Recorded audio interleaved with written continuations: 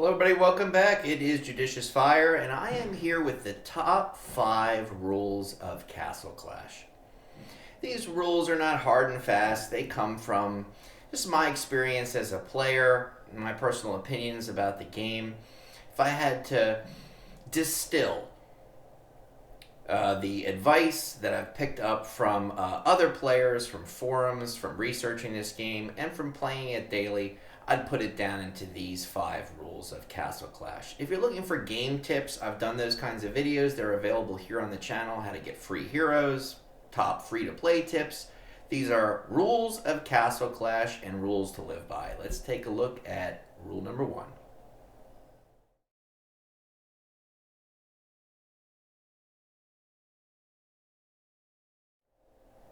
As we start scrolling through our hero altar, you can see each one of these heroes has a different purpose, a different skill set, a different ability, and a different impact on the game. Number one question that I read and hear in the Castle Clash community is, who are my top 6? Which of my heroes are the best 6 heroes to use? Can you recommend a team of 6? Castle Clash is not about heroes. Castle Clash is about game modes. Every game mode is unique. The recommended 6 heroes that one might use for raiding will generally be completely unsuccessful in another game mode, let's say Ember Army, for example. So Castle Clash is not about the best 6 heroes. It's about the best 6 heroes in each game mode. I feel the same about tier lists. Tier lists can be helpful in pointing us in the right direction, but it will never show the impact of specific heroes in specific game modes. Now, a tier list that is so specific, whereas to identify every game mode in Castle Clash and create a tier list of heroes for each independent game mode, woo! Now that would be comprehensive. So number 1, it's not about heroes, it's about game modes.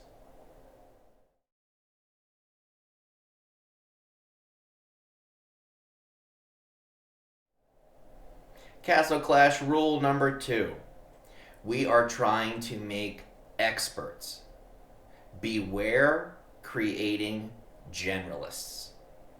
Generalists is when you spread out your resources and upgrading choices so your hero has a little bit of extra health, a little bit of extra dodge, a little bit of extra accuracy, a little bit of extra attack.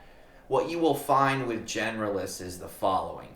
You've created a hero that's above average in a whole bunch of different categories, but is an expert in none. We are trying to create experts. What your hero should be an expert in will be based on its skill description. I'm using Ripper as an example. Ripper gets a huge dodge bonus in addition to all the other things that he does skill-wise. Ripper is a hero where I wanted to put as much dodge on him as possible. It would hurt my Ripper, and it would lower my chances of success using this hero if I were to have chosen health or attack or accuracy, trying to bring all of his stats up to an even and average level. Best to make him an expert. I look at insignia choices, I look at adeptness choices, I look at equipment, I look at traits. I'm simply after creating as high a dodge a Ripper as possible. Let him be an expert at dodge. We jump back into Ripper and look at his hero statistics, his attributes. He has a dodge of 24,000 right now. I'm trying to make a dodge expert. Create experts, then bring them together on a team of 5 or 6. Now all of a sudden you have 5 or 6 heroes that are experts at what they do. And now all of a sudden, with proper team building, you can take those 5 or 6 experts and you have covered the full spectrum of Castle Clash: attack, health, accuracy, dodge, crit damage, but now done so with a team of the baddest baddies, true experts. This is how you win in this game.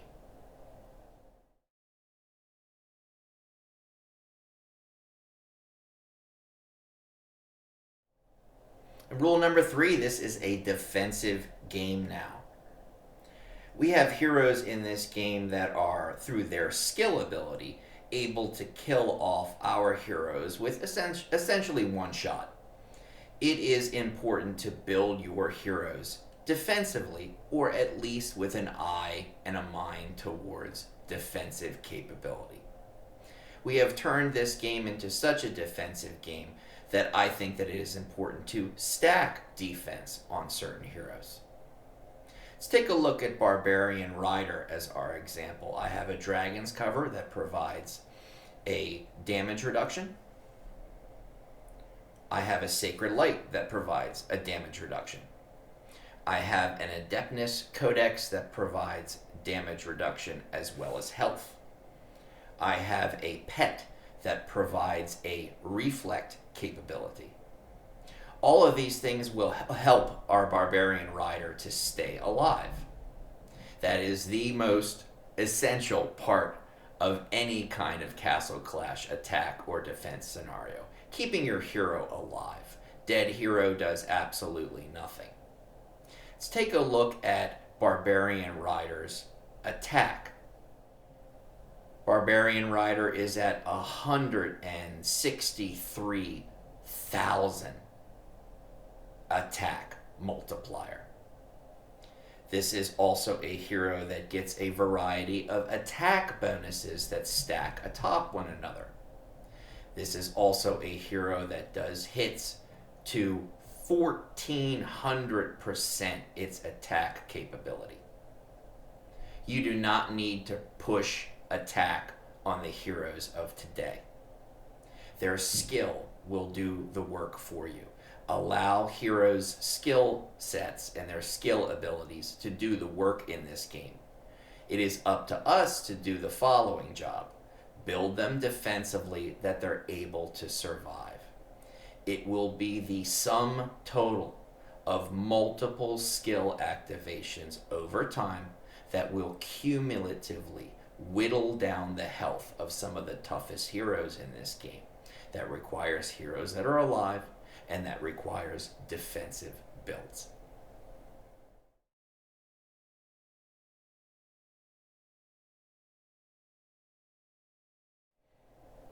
And Castle Clash rule number 4.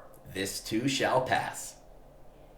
I'm going to take a look at Gunslinger, and she's going to be my example for this little story. There have been hero releases in this game that have caused players to up and quit Castle Clash. There was the release of Ares at the very beginning that nullified and invalidated a hero's ability to use its skill. For many players, that was enough to drive them away from the game. Now the entire game dynamic had changed. Dread Drake and Golem, in their heyday of Guild Wars defense, it caused a lot of players to, finally just wring their hands and say, I'm done. Gunslinger was one of those heroes that, when introduced into the game, dramatically changed things. And there was talk for several months. What do I do to get rid of these Gunslinger coppers? What do I do in an attack when it is being defended by a Gunslinger? And it caused a mass migration from the game yet again. But this too shall pass. They will introduce heroes into this game that are overpowered, OP heroes. Do so because of power creep. Do so to constantly one-up the hero before it. By doing so, we are creating some very difficult opponents. But this too shall pass. They will, in a series of months, create a hero that tends to counteract the hero that was giving you so much trouble. They will come up with a counter and release that counter, and that will bring back the equilibrium. I'm not saying game balance, the equilibrium in this game.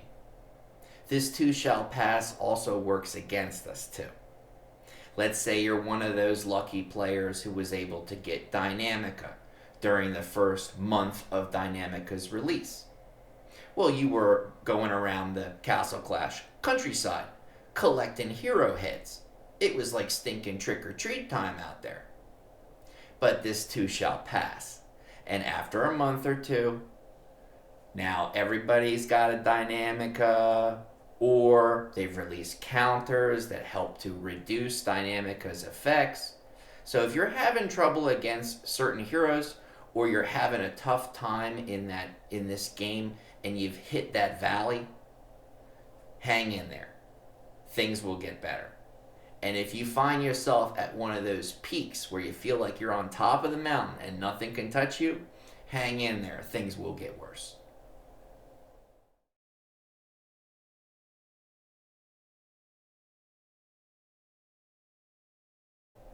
And Castle Clash rule number 5. We start scrolling through some of these mites here on the leaderboard. Start looking at the guilds, guild credits, leaderboards, guild might, leaderboards. Always felt that this was a collaborative game. It's not player versus player, it's the players versus the game. It's not guild versus guild. It's the guilds versus the game. Castle Clash never came with an instruction manual.